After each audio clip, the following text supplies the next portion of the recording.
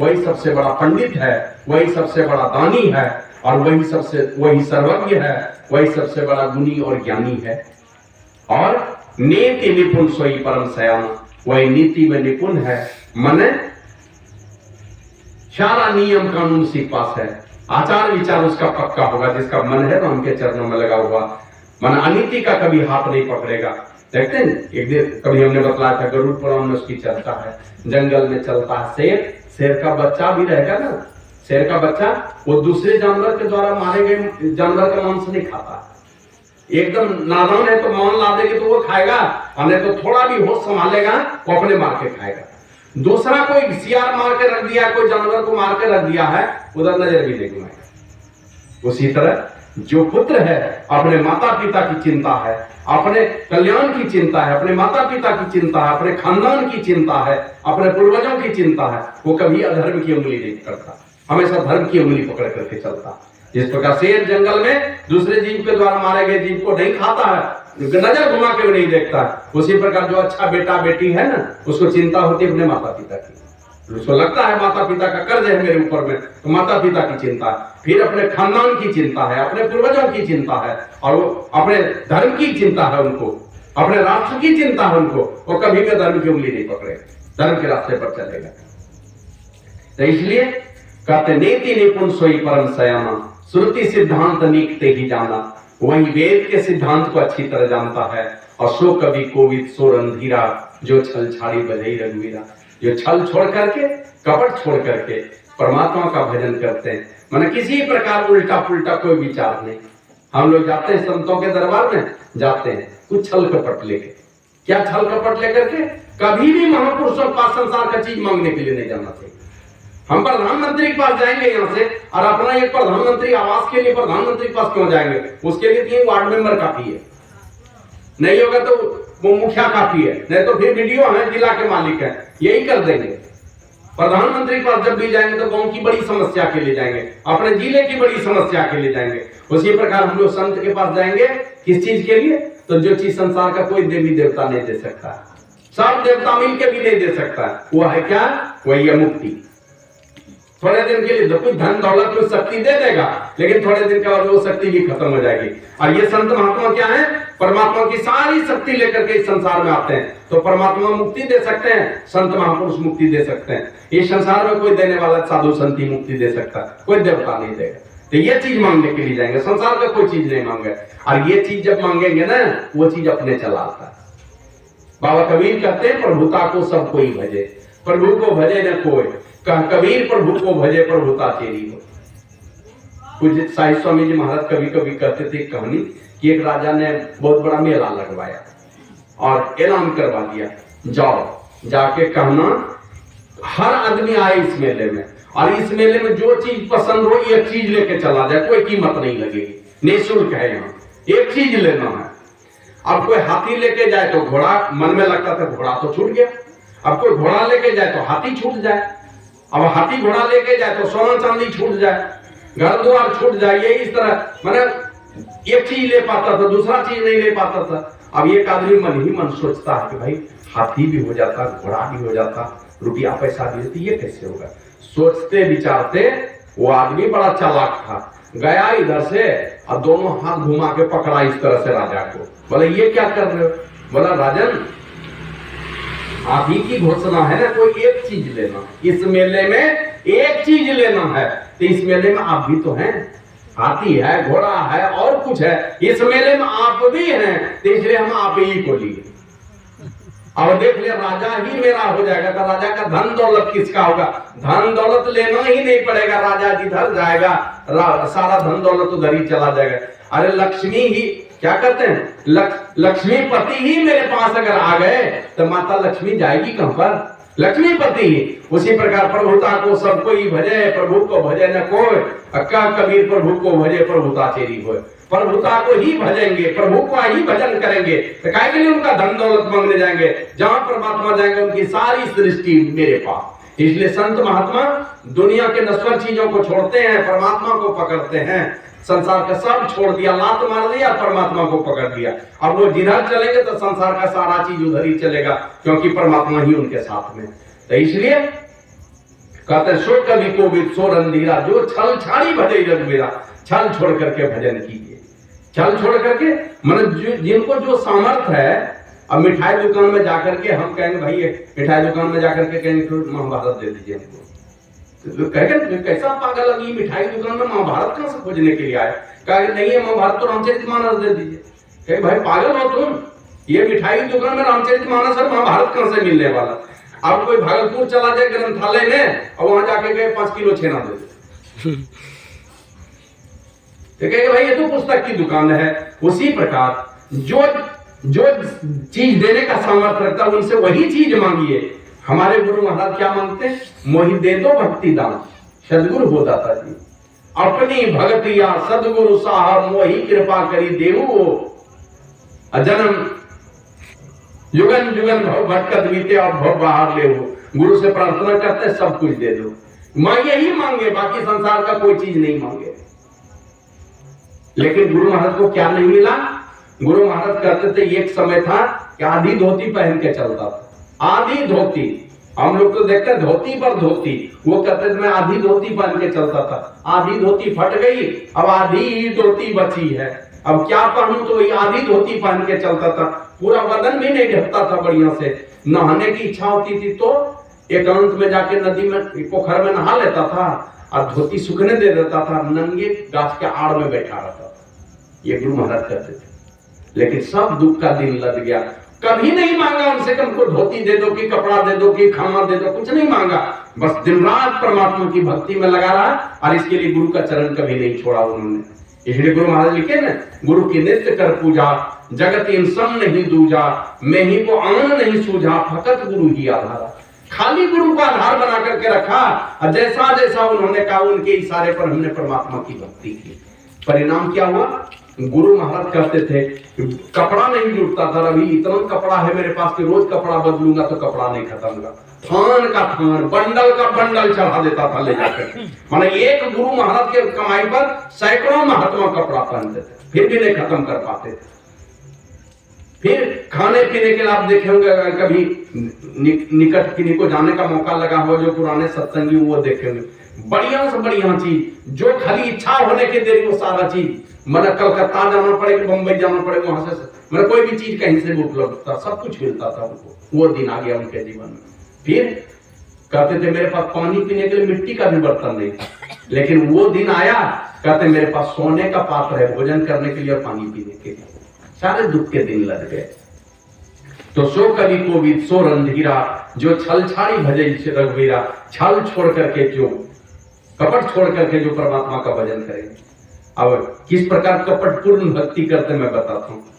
ये 1993-94 की बात है। मैं चला जा रहा था गोड्डा, वहीं पर नौकरी थी उस समय। तो जैसे ये छुरिया बाबा है ना, देखे हैं कझा किनारे, यहीं पर हम लोग पार हो रहे थे। तो उसी जगह गाड़ी रोका, एक माता जी चढ़ गई, गोद में देखा हमने काली रंग की पाठी बकरी बच्चा, अब वो मैं कर रही है गोद में। तो हम पूछते माता जी ये क्या है? मजाक सुझा उनको, माता जी ये क्या है? तो बोला हमको पोता हुआ है तो गंगा माई को गचे थे काली पाठी। अपने घर में पोता चाहिए, दूसरे की बेटी गंगा जी को। तब जब पोता हुआ, परमात्मा इतना गंगा मैया इतना कृपा कर देते तो पोता ही पहले दान कर लेते। देखते घर में प्रसाद बनाता है, पहले बांट लेता है, बाद में बचता है तो अपने खाता है। जब गंगा मैया इतनी कृपा करते तो पोता ही दान कर देते, गंगा जी में दे देते जाकर। तो पोता नहीं देंगे, पाठी देंगे। तो ये कपटपूर्ण भक्ति है। कोई भी माँ कभी चाहेगी कि गंगा मैया सारे संसार की मैया, वो मैया कभी चाहेगी कि किसी बेटी की जान चली जाए इसमें डूब करके? यही प्रथम है कुसुम घाटी में। एक सिंचाई विभाग में चपरासी थे, नाम नहीं बोलूंगा, आप लोग पहचान जाएंगे। सिंचाई विभाग में चपरासी थे, तो बराबर कुछ कटाक्ष हुए, ये वो करते रहते थे। एक दिन संजोग से आ रहे थे, डुमरिया हटिया का दिन था। अब मैं बैठा था रामदेव शाह के दुकान पर, जम मोली टोला के आगे, प्रधान के बगल, कुसुम घाटी में प्रहलाद शाह प्रधान के बगल में बैठा था। ये आदमी इधर से गया और आगे में बोरा में एक बकरी का बच्चा, वही काली रंग की पाठी को बांध करके लेके जा रहा है। हमको देखा, डर गया वो, इसको तो बहुत उल्टा पुल्टा बोलते हैं, हम तो बड़ा भगत चिन्हाते हैं इनके सामने, आज तो पकड़ा गए। तो वो झट से गाड़ी से साइकिल से उतर के साइकिल किनारे लगा दिया। अब मेरे पास आकर के पड़ा, वो प्रणाम आकर के प्रणाम करके बगल में बैठ गया, हमको बैठे बैठे क्या है। अब तो लाज के मारे क्या बोले, तो हमने कहा कि बताइए सच बोलिएगा, झूठ नहीं बोलिएगा। तो बोला नहीं, हम गए थे, एक महात्मा का नाम भी हमारे बगले के महात्मा थे, एक नाम क्या बोलेंगे इतने लोगों में, उन्हीं का, पुराने महात्मा, बड़े प्रसिद्ध महात्मा हमारे क्षेत्र के थे, उन्हीं का नाम लिया। बोले कि वही बोले कि तुम्हारे घर में जो पुराना देवी देवता है तो उसको तुम कैसे छोड़ दोगे, तुम्हारे पूर्वज उसको पूजते आए हैं तो तुम कैसे छोड़ोगे, पहले बलि पड़ता था तुम्हारे यहाँ, तुम छोड़ दोगे तो वो तो नाराज हो जाएगी, तो तुम मत दो, दूसरे से दिलवा दो। कौन बोले, जैसे हमने डांट के पूछा कौन बोले तो उन्हीं का नाम लिया, उसी महात्मा का। हमको सुन के आश्चर्य लगा, हम सच बोलते हैं, बोला हम वही बोले हैं कि तुम दूसरे से दिलवा दो, वो भूत प्रेत तुमको परेशान नहीं करेगा, हम इसीलिए लेके जा रहे हैं। तो बोला कि हाँ। तब हम कहे कि भगवान बुद्ध अपने श्रीमुख से जितनी कथा कहे हैं, जितनी कथा, वो सारी कथा एक पुस्तक में वर्णित है, उस पुस्तक का नाम है जातक कथा। भगवान बुद्ध अपने जीवन में जितनी कथा अपने श्रीमुख से कहे, सब कथा है जातक कथा में, पुस्तक है वो। तो हमने कहा जातक कथा में एक कहानी है, वो मैं सुनाता हूं आपको, उनको सुना दिया हमने। हमके कन्नौज में एक कर्मकांडी ब्राह्मण रहता था। कर्मकांडी मतलब मोटा मोटी बाहरी पूजा पाठ में लगे रहते थे। एक दिन कहीं से एक भेड़ का बच्चा ले आया और नहला धुला करके उसकी बलि देना चाहता था, कोई देवता को बलि देना था। नहला धुला करके पूजा पाठ करके उसका गर्दन डाल दिया मलकाट में, समझते हैं ना, जिसमें बलि दिया जाता है, उसी लकड़ी में से गर्दन घुसा दिया और कटार उठाया ऐसे ऊपर, और जैसे ऊपर से कटार उसके गर्दन पर चलाना चाहता था, खूब जोर से वो भेड़ का बच्चा आदमी के आवाज में ठहाका मार के हंसने लगा, इस तरह से खूब जोर का ठहाका मार कर। अब खूब जोर का ठहाका मार के आदमी की तरह वो भेड़ का बच्चा जब हंसने लगा तो पंडित जी को लग गया डर। अब रुक गया उसका हाथ। वो पूछता है महाराज आप कौन है, कौन देवता है, प्रकट होकर के बतलाइए महाराज, आप क्यों इस तरह से ठहाका मार करके हंसने लगे, आप कौन है। और डरा हुआ है पूरा, हाथ जोड़े हुए है। तो वो भेड़ का बच्चा जो है ना, अब हंसना छोड़ करके आदमी की तरफ फूट फूट करके रोने लगा। जैसे आदमी के रोने की आवाज आती है और आंखों में आंसू, उसी तरह से आंख में डर डर आंसू, और ये एकदम जार बेजार रोने लगा वो। अब रोने लगा तो और डर हो गया, अब पैर पकड़ लिया उस भेड़ के बच्चे का और कहा महाराज आप कौन भगवान है, कौन देवता है, प्रकट होकर के बतलाइए, कहीं आप वही देवता तो नहीं है जिनको हम बलि देने जा रहे हैं। तो भेड़ का बच्चा कहता मनुष्य की आवाज में, अरे मूर्ख पंडित, तुम जानना चाहते हो मैं कौन हूं, तो सुनो, मैं भी तुम्हारे जैसा कर्मकांडी ब्राह्मण था। वो भेड़ का बच्चा कहता मैं भी तुम्हारे ही जैसा कर्मकांडी ब्राह्मण था, बाहरी पूजा पाठ करने वाला। हमने भी एक बार एक पशु बलि दिया था, एक जानवर का बलि दिया था, और एक बार बलि देने के कारण मुझे अपना ही गला सैकड़ों बार कटवाना पड़ा। मैंने बार बार मेरा जन्म होते रहा जानवर के रूप में, एक बार एक जानवर को काटा तो बार बार जानवर का ही शरीर हमको मिलता रहा और बार बार मेरा गर्दन कटता रहा, सैकड़ों बार गर्दन कटा। लेकिन आज जो तुम काट रहे हो मेरा गर्दन ना, अब नहीं कटेगा, आज अंतिम हो जाएगा। इसी खुशी में मैं खिलखिला कर हंस पड़ा ठाका मार करके, अब मेरे दुख का अंत होने वाला है। तो बोले रोए क्यों, रोए क्यों आप?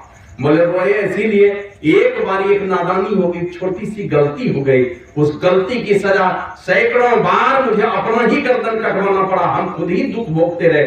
आज से तुम्हारा दुर्दिन शुरू होने जा रहा है, तो तुम्हारा दुख याद करके मैं रो पड़ा। अब इतना कहना था तो पंडित तो तेज आदमी था, समझने में देर नहीं लगी, मलकाट से भेड़ के बच्चे का गर्दन निकाला, और गर्दन जैसे निकाला तो भेड़ का बच्चा इधर उधर चरने लगा। 10-20 मिनट में चारों तरफ से बादल घिर आया, बिजली कड़कने लगी, वर्षा शुरू हो गई, और बज्र जो गिरा ना बिजली, वो भेड़ के गर्दन पर गिर गई।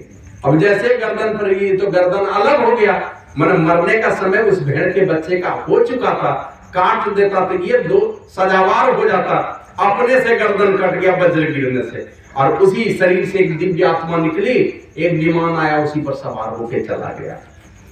तो वही हमने कहा कि उस भेड़ के बच्चे को तो मरने का समय आ गया था, काट देता पंडित तो ये दोषी हो जाता, लेकिन उस भेड़ के बच्चे ने सबक सिखा दिया उनको, काटा नहीं। तो उसी तरह आप ये भेड़ का बच्चा, बकरी का बच्चा लेके जा रहे हैं ना, जाइए बलि दिलवा दीजिए, जाइए। लेकिन जानते हैं परिणाम क्या होगा? अभी तो आपके पत्नी के ऊपर भूत लटकता है ना, आपकी पत्नी भी मर करके भूतनी बन जाएगी, समझे ना।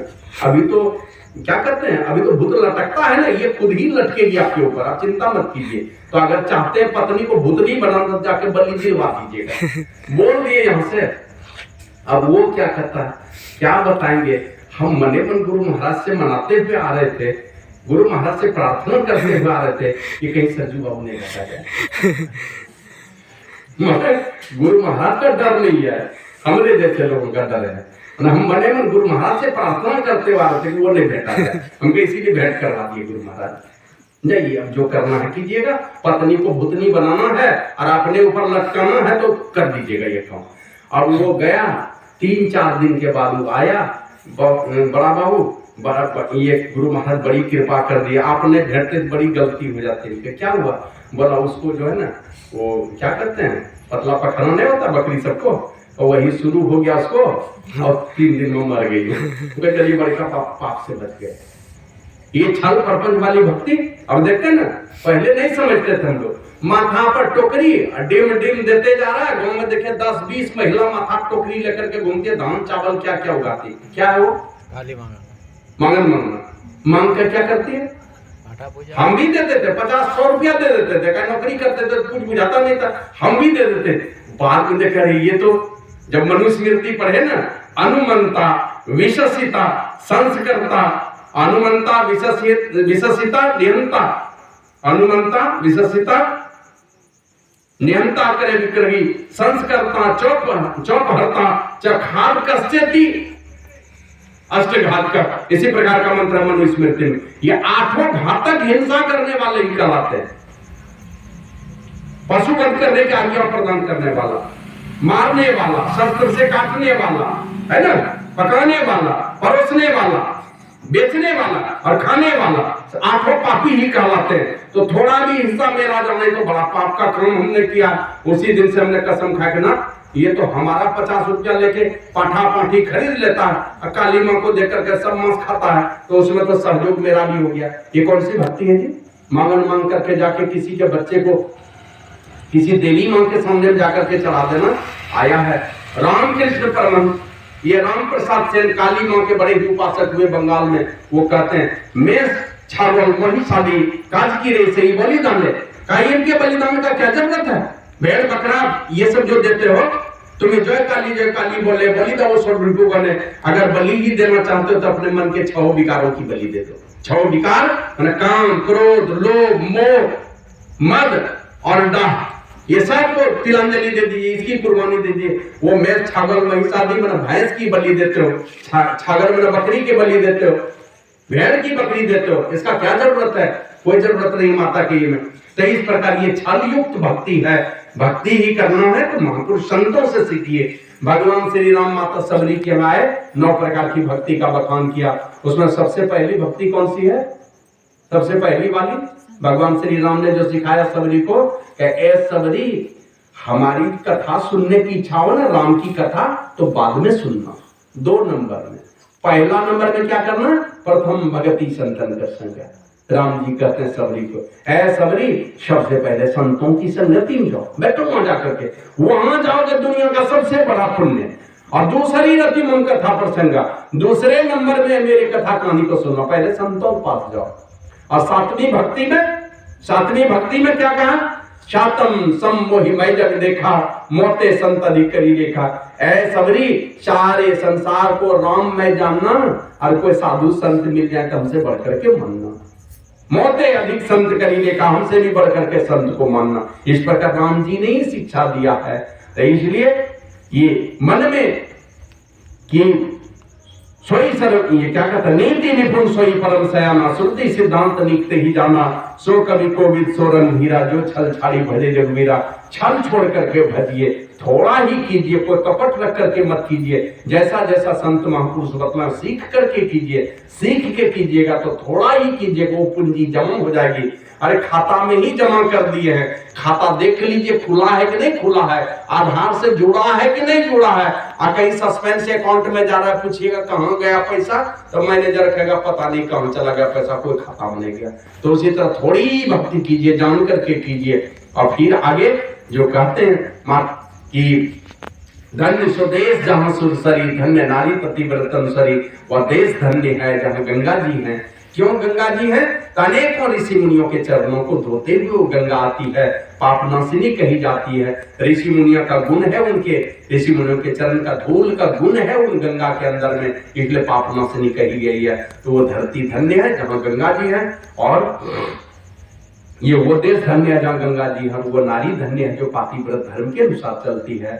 मन पातिव्रत धर्म तो आप लोग जानते हैं, हर बेटी को, हर घर की हर बहू को इन बातों को सीखना चाहिए। पातिव्रत धर्म ही ये है। ये क्या करते हैं, माता सीता को उपदेश दिया था, यही कर करके उनकी माता ने कि सास ससुर गुरु सेवा करहु और पति रुख लखी ऐसन सरहु। पति का रुख देख करके उनकी सेवा करनी चाहिए। उनकी भावना क्या है, उनकी इच्छा क्या है, क्या चाहते हैं, उस तरह से सेवा होनी चाहिए। कभी उनका अपमान नहीं हो जाए। एक दिन इधर हाल ही में बतला रहा था, देखते हैं बेटी ही है तो बेटी को लोग शिक्षा ये मांग में देते हैं, शादी होती है मांग में, बीच मांग में सिंदूर, और उसका बाल का 2 भाग हो गया। ये मांग है पति की निशानी, शौहर की निशानी, लेकिन दोनों तरफ जो बाल 2 भाग में बटा है, ये क्या है, एक तरफ नैहर की प्रतिष्ठा, दूसरी तरफ ससुराल की प्रतिष्ठा। तो बचपन से ये संस्कार दीजिए। हम लोग देखते हैं कि जब हम लोग बेटी विदा करते हैं, खोछा देते हैं, देता है कि नहीं देता, खोछा देता है कि नहीं, क्या देता है उसमें, कितना 5 मुट्ठी है ना, और ज्यादा दे दे अलग बात है। 5 मुट्ठी क्या है वो 5 मुट्ठी, ये कल परसों ही बता रहे थे कि वो 5 मुट्ठी चावल क्या है। एक है माँ के दूध का कर्जा, याद रखना, ये कर्जा दिए 1 मुट्ठी चावल, ये माँ के दूध का कर्जा। 1 मुट्ठी चावल वो बाप का, बाप देखते हैं ना, पिताजी का पॉकेट भंगा है, 5 लाख तिलक जुटा दिया, धोती नहीं है, पैजामा फटा हुआ है, फिर चप्पल का फीता टूटा हुआ है, और वो बेटा 2-4 लाख 5 लाख तिलक थोड़ा दिया। माना अपने रो लेगा, अपने दुख में रह लेगा, लेकिन बाल बच्चे को कभी वो दुख देना नहीं चाहता। तो इस प्रकार बाप क्या है, अपने को रो लेगा, सुनो में जाकर के, एकांत में जाकर के रो लेगा, बाल बच्चे के सामने नहीं रोएगा। वो जानता बाल बच्चा हमारा दुखी नहीं रहना चाहिए। तो 1 मुट्ठी माँ के दूध का कर्जा है, 1 मुट्ठी बाप का स्वाभिमान का कर्जा, जो जीवन भर रोता भी लगता है। और जिस दिन हम लोग माँ के कोख में आ गए, उसी दिन से बाप को चिंता शुरू हो गई। हम खाली माँ के कोख में आए, वो तो 9 महीना चिंता करेगी, लेकिन पिताजी को चिंता हो गई उसी समय से, जिस दिन माँ के कोख में आ गए। अब पिताजी को पता चल गया, अब जब तक वो पिताजी मर नहीं जाएंगे तब तक अपनी चिंता लगी हुई उसको। उसी समय से, शुरू से लेकर अंतिम समय तक, जब तक पिताजी मर के नहीं चले जाएंगे, तो बाप का कर्जा है वो। फिर तीसरा है अपने सुहाग का कर्जा, अपने पति की प्रतिष्ठा को कहीं गिरने के लिए नहीं जाना। 1 मुट्ठी यहाँ से अपने खानदान की प्रतिष्ठा है, और उसके साथ वहां सास ससुर है। 5वां मुट्ठी सास ससुर के नाम का, कि बस तुम्हारे नाम से, तुम्हारे मतलब तुम ऐसा व्यवहार करना कि कभी उनको अपने बेटी की याद नहीं आए। बेटा अगर कुछ गलती कर देगा, प्रेम में कमी कर देगा, तो उसकी पूर्ति तुम कर देना जाके। तो घर में देखते हैं, बेटा अगर कुछ गलती भी कर देता, बहू अगर बढ़िया है ना, बहू सेवा करने वाली अगर सास ससुर को मिल जाए तो कोई गम नहीं है, बेटा कहाँ गया कोई मतलब नहीं रहता उसको, बहू बढ़िया मिल जाना चाहिए।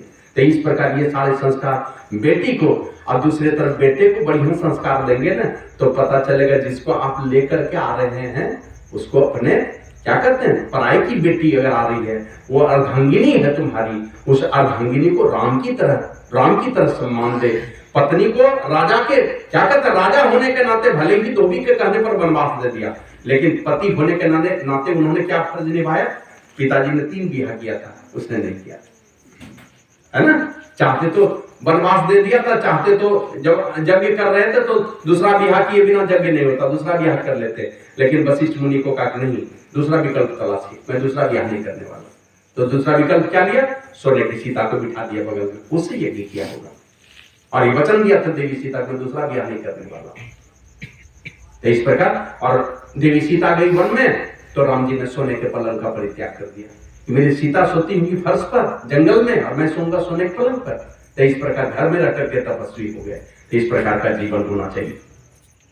फिर आगे कहते हैं, धन्य स्वदेश जहाँ सुरसरी, धन्य नारी पतिव्रतन सरी, जो पातिव्रत धर्म का पालन करे। और पतिव्रता की कितनी महिमा में एक से एक कथा। कृष्ण भगवान जो सारे महाभारत में देखते हैं ना, मुख्य कर्ता धरता हुआ, सारी लीला उनके इशारे पर, लेकिन सारी लीला होने के बाद भी माता गांधारी ने साफ दे दिया। आंख पर पट्टी बांधी थी ना धृतराष्ट्र की धर्मपत्नी, और उस गांधारी ने साफ दे दिया। क्या साफ दिया? ये जिस प्रकार मेरे 100 बेटे 99 बेटे मारे गए, एक बेटा और बचा है, वो भी मर जाएगा, मुझे पता। तुम चाहता तो ये सब नहीं होता, तुम्हारे चलते मेरे 100 बेटे मारे गए। मैं भी पतिव्रता होने के नाते तुमको साफ देती हूँ, जैसे मेरा कुल खानदान खत्म, तुम्हारा भी कुल खानदान का सफाया हो जाएगा। तो आप लोग जानते हैं 56 कोट जदुवंशी एक साथ सफा हो गए, यहां तक कि कृष्ण भगवान को भी जाना पड़ा इस दुनिया से। ये सामर्थ्य उनके अंदर में कहां से आए? कि पातिव्रत धर्म की महिमा। सूर्य भगवान को रोक दिया माता सांडिली ने, ऐ सूर्य भगवान उगना नहीं, अगर उग गया तो मेरे पति को साप दे दिया है उस मंडप ऋषि ने, मेरा पति भी मर जाएगा, मैं भी विधवा हो जाऊंगी। तो सूर्य भगवान को रोक दिया।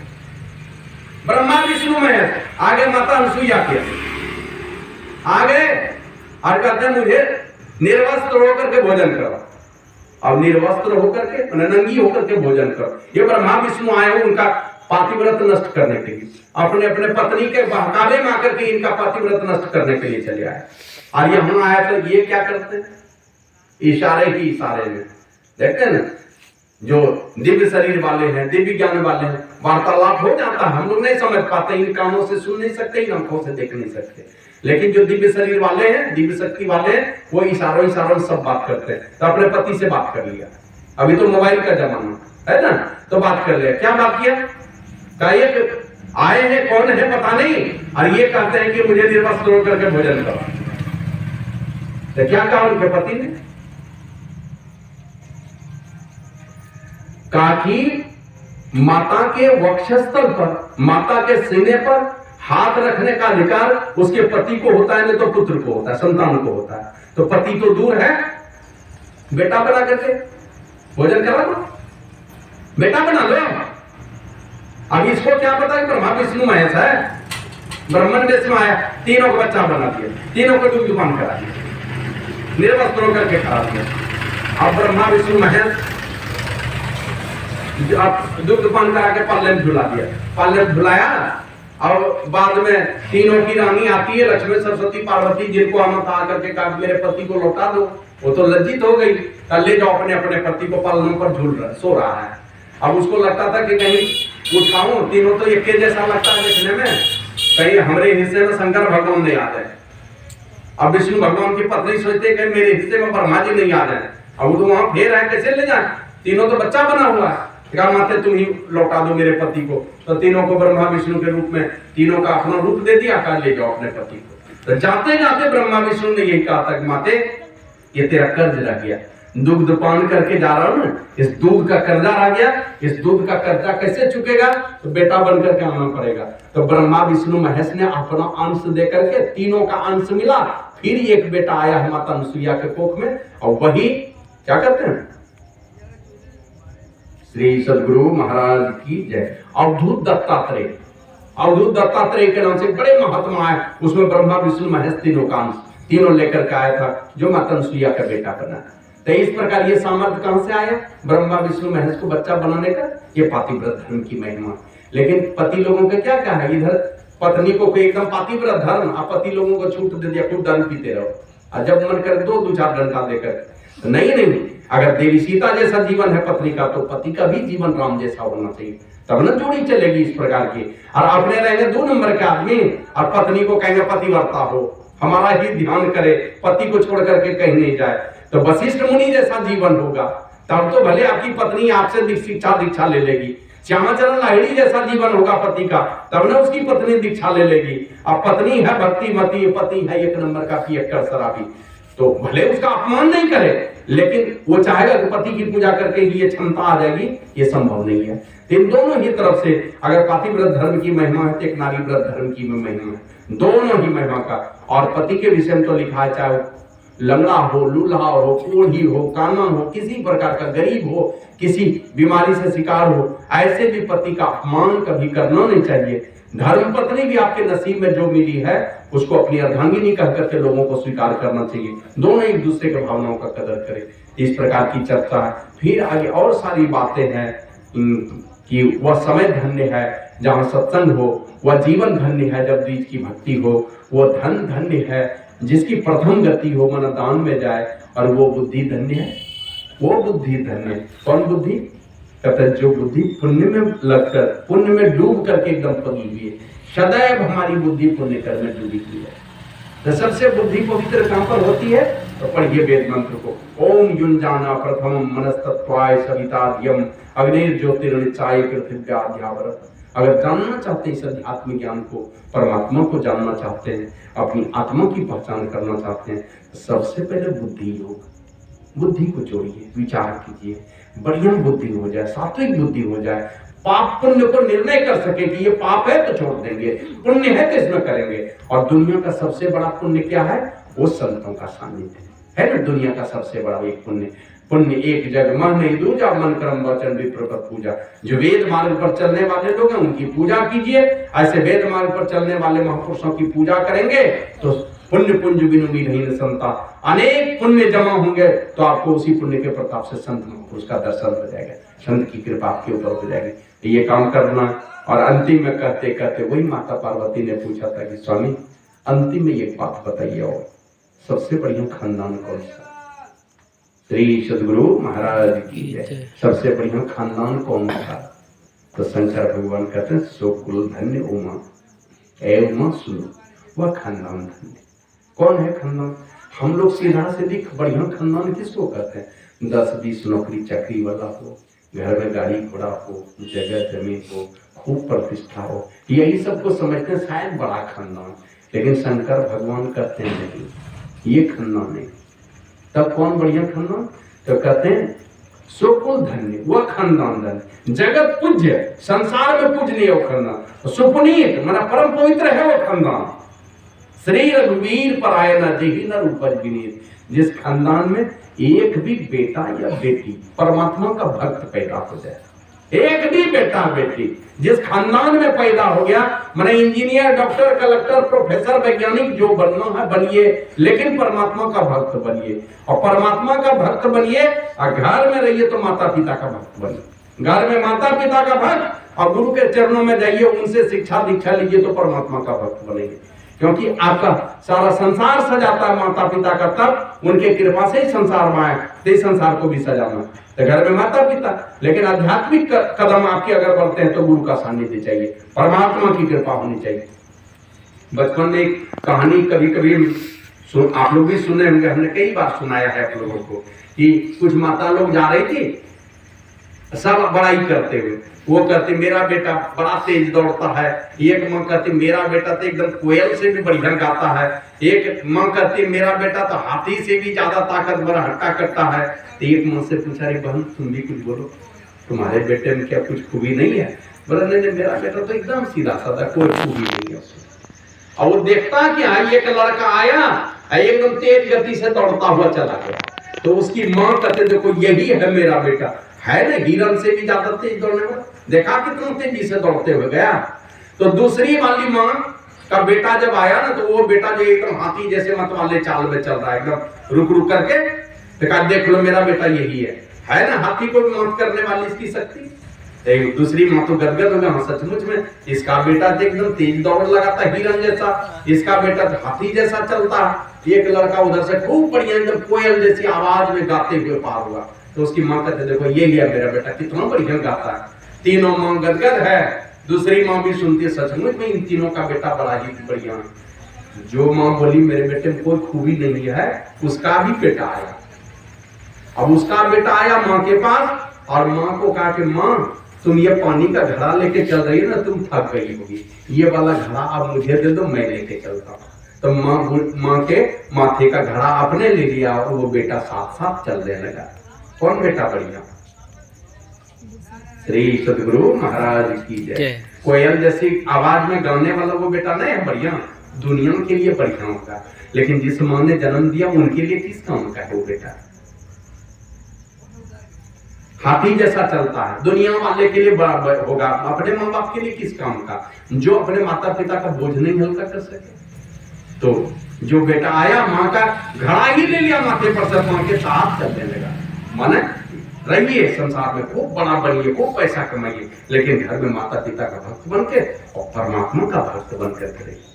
अब मेरे जैसा हो जाइएगा जिस दिन, तब तो आपकी मर्जी है, जहाँ छोड़ दीजिए सारे संसार की सेवा, ज्ञान से सेवा कीजिएगा सारे संसार का। वो काम घर गृहस्थी वाला काम आपसे नहीं होने वाला। तो उस समय गुरु की सेवा में दुनिया के सारे रिश्ते नाते जो भी हैं सबकी सेवा हो जाती है, परम कल्याण हो जाता है। आपके तप के प्रभाव से आपका माता पिता का कल्याण हो जाता है। और ऐसे महापुरुष जहां पर रहते हैं, ऐसे महापुरुष की उपस्थिति से भी संसार का भला होता है, समाज का भला होता है। ये सारे इसलिए वो खानदान बढ़िया है जिस खानदान में परमात्मा के एक भी भक्त पैदा हो जाए। बेटा पैदा हो कि बेटी पैदा हो तो पढ़ाइए लिखाइए, लेकिन बेटा बेटी बढ़िया संस्कार दीजिए। बचपन से एक भी आदत अगर बदले बच्चे का, बदलने मत दीजिए। जैसे बचपन में माथा टेकने की आदत लगाए हैं, धीरे धीरे देखिएगा बड़ा होगा तो प्रणाम करने की आदत घटती है। अरे क्यों नहीं किया प्रणाम करवाइए, जबरदस्ती करो, रोज आदत लगा करके रखिए। आपने बीच में जहां गैपिंग दिए, छूट दे दिए ना, वो प्रणाम करने भूल जाएगा, वो संस्कार ही खत्म हो जाएगा। तो बचपन से ये आदत लगा करके रखिए, अच्छे संस्कार दीजिए, बार बार महापुरुषों के चरण शरण में रहिए। और ये बात जानते हैं, आप नाखून काटते हैं तो नाखून थोड़ा सा भी कट जाएगा, कष्ट होता है कि 2-4 दिन दर्द करेगा, धीरे धीरे जब तक नाखून नहीं बढ़ जाएगा तब तक कष्ट होते रहेगा। तो थोड़ा सा नाखून ज्यादा कटने पर आपके पूरे शरीर को कष्ट होता है। उसी प्रकार घर में एक बेटा बेटी को गलती करेगा, वो सारे क्या कहते हैं आपके जीवन को भी दुखी बना देगा। माता पिता की गलती पुत्र को, जैसे कोई संतान आया है आपके घर में माता के कोख में, अगर बचपन से ही माता पिता का बढ़िया संस्कार रहा था और उस घर में कोई जीवात्मा नर रूप में क्या मनुष्य रूप में आ गया, तो क्या होगा? वो माता पिता का बढ़िया संस्कार उस बच्चे को मिल जाएगा। और माता पिता का चाल चलन गलत रहा है, कोई बच्चा इस आपके घर में आया है तो वो बाल बच्चे को दुख हो जाएगा आपके पाप कर्म के चलते, गलत चाल चलन के चलते। और बच्चा आया और माता पिता बड़ा ही धर्मात्मा है बचपन से, जो बच्चा आएगा उस घर में उसके अंदर में अच्छा संस्कार आ जाएगा। तो माता पिता के चलते बाल बच्चे को सुख, बाल बच्चे के चलते माता पिता को सुख। तो इन सारी चीजों को ध्यान में रखने के लिए इसके लिए एक मूल बातें यही है कि पति पत्नी दोनों मिलकर के हम संत सदगुरु के चरण शरण में रहें। हमारे गुरु महाराज लिखते हैं, चलू चलू चलू भाई, धरु गुरु पद भाई, हो भाई दृढ़ अनुरागी, भ्रम त्यागी भाई। वह सारे भ्रमों को छोड़ करके गुरु चरण का अनुरागी बनिए। वहां चल करके उनके अंदर में वो क्या कहते हैं सद्गुणों के खजाना है आपके अंदर में, धीरे धीरे अपने सारे सद्गुण भरते भरते गुणों का खजाना बना देगा। और पूरा गुण जिस दिन आ जाएगा उसी दिन परमात्मा को स्वीकार कर लेंगे। ये सारी बातें शरीर रहते होना है, जब तक शरीर में शक्ति है तब तक होना है, जब तक यह तन है सबल बुद्धि देती साथ, तब तभी तक गुरु भक्ति का अवसर जानो भाग। ये सारी चीजों को याद रखिए। शिक्षा दीक्षा लिए हैं, शिक्षा दीक्षा लिए तो बिना ध्यान किए हुए बाबा देवी साहब कहते थे, लाख मुसीबत जीवन में आए, लाख झंझावात झेलिए, दुख सुख का थपेड़ा खाइए, लेकिन बिना अंतर साधन के एक भी दिन मत रहिए। नियमित रूप से ध्यान कीजिए, सत्संग कीजिए, करते चले। बाहरी सत्संग भी कीजिए, नित्य सत्संगति करो बनाई, अंतर बाहर रहेगी जीवाई। बाहरी सत्संग भी कीजिए, धर्म कथा बाहर सत्संग, अंतर सत्संग ध्यान रहूंगा। बाहरी सत्संग भी कीजिए लेकिन आंतरिक सत्संग भी कीजिए, और आंतरिक सत्संग है अवहन ध्यान। तो ध्यान करने मत छोड़े, ये काम आपको करना है। और ये काम करते करते इस काम को करने में ऐसे तो चलते फिरते उठते बैठते मन ही मन गुरु मंत्र जपिए और गुरु मूर्ति का मानस ध्यान करते चलिए। मतलब गुरु मूर्ति एकदम हूबहू आपके मानस पटल पर झलकना चाहिए, ये चलते फिरते भी हो जाएगा। लेकिन तीसरा वाला जो काम है, ये काम बिना बैठे नहीं होगा, बिंदु ध्यान का साधन ये नहीं होगा। तो वो काम अगर करना चाहते थे, सबसे पहले बैठ करके हम लोग 1 घंटा बैठते हैं तो 20 मिनट हम लोग मन ही मन गुरु मंत्र को जपते हैं। खूब जपिए, जो मंत्र दिया है गुरु महाराज ने उस मंत्र को जपिए। सारे मंत्रों में गुरु मंत्र श्रेष्ठ होता है। लाखों लाख मंत्र है, उन सारे मंत्रों में गुरु मंत्र श्रेष्ठ है। गुरु मंत्र सबसे ज्यादा ताकतवर है, इस मंत्र को जपिए। और जप में भी है, एक बोल बोल करके जपना वाचिक जप, बड़ा के जपना उपांशु जप, और मन ही मन जपना मानस जप। मानस जप सारे जपों का राजा है। तो गुरु मंत्र को मन ही मन जपिए, खूब जपिए, एकदम बैठ करके 20 मिनट तक लगातार जपिए। भाग जाए मन तो फिर घुमा घुमा करके लाकर उसी मंत्र में लगाइए। नींद से बचा के रखिए, आलस से बचा के रखिए। अरे एकदम होशो हवास में रख करके दृष्टि है हमारी अंधकार मंडल में, धुंधले अंधकार में मन जप रहा है, मन जप लगा एक लगातार चल रहा है। और ये काम जब पक्का हो जाएगा, ठीक ठीक एक मंत्र पर टिक गया तो उससे संबंधित रूप भी आपके सामने में आएगा। तब 20 मिनट वही काम करना। पहले 20 मिनट में मंत्र जप लिए, बाद में 20 मिनट का समय मिलेगा तो ये वाला काम करेंगे। गुरु मूर्त हो बहु निहारो यारो गुरु मूर्ति की ओर, एकदम टकटकी लगा के गुरु मूर्त को देखना। गुरु मूर्ति सूरति बिजली को अगर मानस पटल में गुरु मूर्ति को उतार लिया, तब गुरुपति जो तुम्हारे हृदय में उजियाला हो जाएगा, हृदय में उजियाला हो जाएगा, अंदर का अंधकार ही भाग जाएगा। जैसे अगर गुरु आपके क्या कहते हैं मानस पटल में आ गए, तो ये दोनों काम कर लीजिए। इसके बाद है दृष्टि साधन का ज्ञान। इसके लिए हमारे गुरु महाराज कहते हैं, दो नयन बीचों बीच सन्मुख एक टक देखत रहो, आप ही और बिंदु जल के पट गिरा देखत रहो। पट को गिरने दीजिए, मतलब पलक को गिरा के रखिए, और ठीक सामने में इसकी युक्ति है नासिका के अग्रभाग में देखने की, एक कला है। दोनों दृष्टि धारों को समेटना है अंधकार मंडल के ठीक सामने के केंद्र में। टकटकी लगाकर दोनों दृष्टि धारें जब जुड़ती हैं, वहीं पर चमचमाता हुआ प्रकाश में बिंदु प्रकट होता है, ज्योतिर्मय बिंदु प्रकट होता है। वहीं से परमात्मा पास जाने का द्वार खुलता है। जहां पर दोनों दृष्टि मिलेंगी वही आज्ञा चक्र है, वही सुषुम्ना है, वही शिव नेत्र है, वही तीसरा तिल है ना, तीसरी दृष्टि है। ये दृष्टि उसी जगह पर जाकर कर दोनों दृष्टि धारे मिलती है। इसके लिए गुरु का इशारा है, गुरु की युक्ति है। ये तीनों काम करेंगे, ब्रह्मांड में प्रवेश करेंगे। और जब अंदर प्रवेश करते हैं तो अनेक प्रकार के नजारे को आप अपने अंदर में देखेंगे। हमारे गुरु लेकिन कहते हैं, गुरु महाराज मेलु चंद्र तब सूर्य प्रकाश शब्द लहर लहराई हो, और जो अति सिमटी रहे सुख मन में ताको पड़े जनाई हो। जो अपने को समेट करके रखेगा, उसी बिंदु पर स्थिर करके रखेगा, उसी को सारा नजारा और आगे का नजारा दिखलाई पड़ता है। आगे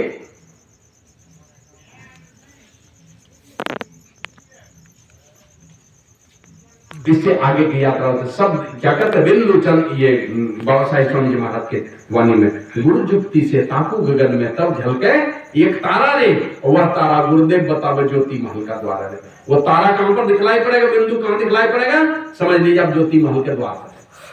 वहां से ज्योति महल में प्रवेश करें, और ज्योति महल में प्रवेश करके आयन महल ज्योति मंडल धसिधाय के निर्खत बैराती हो, और धुर धुन गही लही परम पद बंधन ले उकाती। ज्योति मंडल में जैसे प्रवेश करेंगे, परमात्मा का अनेक रूपों का दर्शन करेंगे, वैराट का दर्शन करेंगे, तो उनको दर्शन करते हुए और धूल धूल गही लही परम पद, आप अपने अंतर में परमात्मा की ओर से आने वाली ध्वनि को सुनते हैं, जिसको राम नाम, अमर नाम, भजो भाई सोई, वो नाम से कहा गया। उसी को ओम, स्फोट, उद्गीत, ब्रह्मनाद, ये सारे नामों से पुकारा गया। उसी को उल्टा नाम कहते हैं। वो नाम अंदर में पकड़ा जाता है, बाहर का जो शब्द है ये सीधा नाम है, आप जो बोलते हैं सीधा नाम है, और परमात्मा के केंद्र से ऊपर ब्रह्मांड से जो आवाज आती है वो उल्टा नाम है। उसको आप अंदर में पकड़ेंगे, और उसको जैसे पकड़ेंगे वही पकड़ करके आपको परमात्मा के धाम में पहुंचा देगा। ये सारा काम जो जैसे बोलबम जाते हैं तो सुल्तानगंज से चलते हैं, बोलबम करते हैं, 1 किलोमीटर, 2 किलोमीटर, 4 किलोमीटर चलते चलते 115 किलोमीटर चल लेते हैं। तो जैसे जैसे धीरे धीरे 1 किलोमीटर 2 किलोमीटर हम चल रहे हैं कमर लेके, तो भोले बाबा की भक्ति है कि नहीं? उस रास्ते में चलना, भोले बाबा के निकट चलने के लिए पैदल चलना, वो भोले बाबा की भक्ति है। उसी प्रकार परमात्मा की निकटता प्राप्त करने के लिए अंदर अंदर चलना, ये परमात्मा की भक्ति है। बीच में शरीर छूट गया, मर के जाएंगे स्वर्गलोक, लौटेंगे तो बढ़िया कुल परिवार में जन्म होगा। कृष्ण भगवान कहते हैं श्रीमान के कुल में जन्म होगा। श्री का मन क्या होता है? बढ़िया धन दौलत। धन दौलत में सबसे बड़ा धन क्या है? बच्चे के लिए सबसे बढ़िया धन क्या है? श्री सदगुरु महाराज की जय। हिरण्यकश्यप जैसा घर में पैदा हो जाए। क्या हिरण्यकश्यप का नाम सुने ना? किनके पिताजी थे? भक्त प्रहलाद के। और प्रहलाद का जिस घर में जन्म हुआ, धन दौलत तो बहुत राजा ही था, लेकिन भारी दुर्दशा थी। देख देख पर बाप तो कसाई ही था उनके लिए। तो कितना धन दौलत है उस घर में जन्म लेना, वो श्रीमान का कुल नहीं है। श्रीमान का कुल क्या है? माता पिता दोनों धर्मात्मा। उस घर में मेरा जन्म हो गया, तो माता पिता देखते हैं ना, कभी भी आपको गलत जगह में जाने नहीं देगा, दुख में आपका जीवन पड़ जाए ऐसा होने नहीं देगा। अपने पति पत्नी भी परमात्मा की भक्ति में लगा है, और आपको भी परमात्मा की भक्ति में जोड़ के रखेगा। तो सबसे बड़ा श्रीमान का कुल क्या है? माता पिता दोनों धर्मात्मा हो, वो वाला खानदान सबसे बढ़िया। अब माता पिता धर्मात्मा नहीं है, धन दौलत बहुत है, वो श्रीमान का कुल नहीं है। श्रीमान का कुल है, धर्मात्मा वाला खानदान होना चाहिए, तो धर्मात्मा खानदान में आपका जन्म हो जाएगा। अब माता पिता बचपन से ही दुग्धपान कराया है या कमा के खिलाया, तो गुरु महाराज का, संत सदगुरु का नाम ले लेकर के आपको खाना खिलाया, उनका नाम ले लेकर के कोई बढ़िया काम आपसे करवाया, तो बचपन से वो संस्कार दे दिया माता पिता ने, तो आगे की यात्रा सुगम हो जाती। तो यही सारा अच्छा संस्कार बच्चे के अंदर में आए, इसी के लिए सत्संग का आयोजन है। बार बार लोगों को चाहिए, बाबा साहेब स्वामी जी महाराज कहते हैं, सत्संग बिना सोचो मानव, जग में वह ज्ञान कहाँ होगा, जिस ज्ञान की साया में जाकर अपना कल्याण वहाँ होगा। अपना महान कल्याण हो जाए वो सत्संग की छत्र छाया में होगा। ऐसे जुआ में भी बैठिए, वहां भी कल्याण होता है ना। और दुनिया का बहुत सारा काम है, देखते हैं फटाफटी काट करके बेचता, उसमें भी पैसा है, लेकिन परम कल्याण कहाँ पर होगा? जब तक संतों के छत्र छाया में नहीं जाएंगे तब तक हमारा परम कल्याण नहीं होगा, है ना। राम जी आए थे राजा दशरथ के घर में, चक्रवर्ती सम्राट है, कहीं नहीं जाना चाहिए, लेकिन भेज दिया किनके पास? विश्वामित्र मुनि आए, राम लक्ष्मण को उठा कर लेके चले गए, चल। और राजा दशरथ कुछ नहीं किए, तो वहां गए तो सारे संस्कार, 6 संस्कारों से हट करके तब राम को अयोध्या में भेजा। तो देखे वन में भी गए तो रोए नहीं, राजा भी बने तो गदगद नहीं, वन में भी गए तो रोए नहीं। खाली रोए किस लिए? बस रोए हैं वही कि हमारा भाई जो है ना, यही कहा था कि लक्ष्मण को जिस प्रकार लेके जा रहे हो, यही कहा था कौशल्या ने, जिस तरह से लेके जा रहे उसी तरह से लक्ष्मण को साथ लेके आना। और लक्ष्मण अगर को कहीं कुछ हो गया ना, लक्ष्मण को कुछ हो गया, ये तो सुमित्रा ने कह दिया जाने के लिए, लेकिन मैं तुमको कह रही हूं, अगर लक्ष्मण को किया कुछ हुआ तो तुम भी नहीं आना। तो इसलिए लक्ष्मण को शक्तिमान लगा था तो रोए, तो इसलिए। और बाकी अपने जीवन में कोई कष्ट आया तो कभी वो रोए नहीं। तो आवश्यकता है महापुरुषों की संगति में जाइए, साधु संतों से शिक्षा दीक्षा लीजिए, खान पान बढ़िया रखिए, गलत खान पान मत खाइए, ईमानदारी की कमाई, मेहनत की कमाई खाइए। और एक सात्विक भोजन भी है, बनाने वाला गंदा आदमी है, उसका भी प्रभाव आपके मन पर पड़ता है। बढ़िया बर्तन में नहीं बनाए, पवित्र शरीर से नहीं बनाए, है ना, बढ़िया चूल्हा में नहीं बनाए, उसका भी पूरा प्रभाव पड़ता है। तो खान पान को प्रथम समारोह 10 मारो, बढ़िया खान पान खाइए, सात्विक भोजन कीजिए, जिससे मन में चंचलता पैदा नहीं हो, उल्टा पुल्टा विचार पैदा नहीं हो, तो खान पान बढ़िया हो। और नियमित रूप से संतों से जुक्ति सीखिए, मानस जाप, मानस ज्ञान, दृष्टि, साधन, नदन, सुंदर, ये चारों क्रिया करते हुए जहां तक बन पड़े समाज में भलाई का काम कीजिए, बुरे चीजों से बचा कर रखिए, समय निकाल करके सत्संग में बैठिए। यही पूंजी आपके जीवन की पूंजी बनेगी। ये दूसरे जन्म में जहां जाएंगे ये पूंजी आपके साथ में जाने वाली है ना। नहीं कुछ कर सकते, कम से कम चलते फिरते नाम जप कीजिए, खूब जपिए, मंत्र जपिए, यही शक्ति बनेगी, यही पूंजी बनेगी आपके लिए। और इसी से मानस ध्यान भी बनेगा, और मानस जाप और मानस ध्यान हो गया तो छोटा छोटा बिजनेस करके देखते हैं लोग, बड़ा बिजनेस चालू कर लेता है। उसी तरह ये दोनों छोटा छोटा पूंजी, इसको खूब जमा कीजिए, आगे की यात्रा सुगम हो जाएगी। तो सारी बातों को सुनना है, समझना है, अपने जीवन में उतारना है, यही आप लोगों की सेवा में सुनाया। और सुबह तो मैं बाहर निकल रहा हूँ, आज तो दूसरे गांव में भी समय मांग रहा था, मैं दिया नहीं, इनको वचन दे दिया था। सुबह हम लोग निकलेंगे हरिद्वार की यात्रा में। 2 दिन अभी क्या कहते हैं, बेगूसराय का बरौनी में सत्संग है, 2 दिन मेरठ में सत्संग है, 2-3 दिन दिल्ली रुकेंगे, 3-4 दिन हरिद्वार रुकेंगे, फिर लौटेंगे हम लोग।